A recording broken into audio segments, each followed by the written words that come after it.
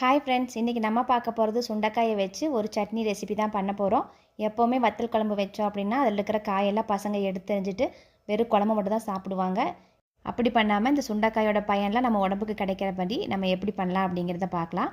அதுக்கு சுண்டைக்காயை நல்லா வாஷ் பண்ணிவிட்டு இந்த மாதிரி ஒரு தடவை தட்டிட்டு நல்லா கழுவிட்டு எடுத்துக்கோங்க. அது எண்ணெயில் போட்டு கொஞ்சம் முதல்ல ஃப்ரை பண்ணி எடுத்துகிட்டு அதுக்கப்புறமா சட்னிக்கு நம்ம தேவையானதை வதக்கிக்கலாம்.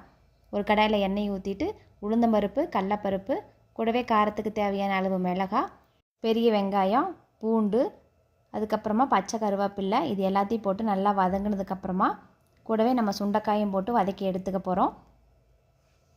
ஏற்கனவே நம்ம எண்ணெயில் ஒரு தடவை நல்லா வதக்கி எடுத்துட்டோம். அதனால் இதில் போட்டுட்டு சும்மா ஒரு 2 பெரட்டு பெரட்டினதுக்கப்புறமா கூட புளியும் சேர்த்துட்டு தேங்காய் 2 டேபிள் ஸ்பூன் போட்டு தேவையான உப்பும் போட்டுட்டு ஆற வச்சுட்டு நல்லா கொரகொரப்பாக அரைச்சி எடுத்துட்டிங்க அப்படின்னா சூப்பரான சுண்டைக்காய் சட்னி ரெடி. இது சாப்பாடு, தோசைக்கெல்லாம் சூப்பரான காம்பினேஷனாக இருக்கும். தேங்க்யூ.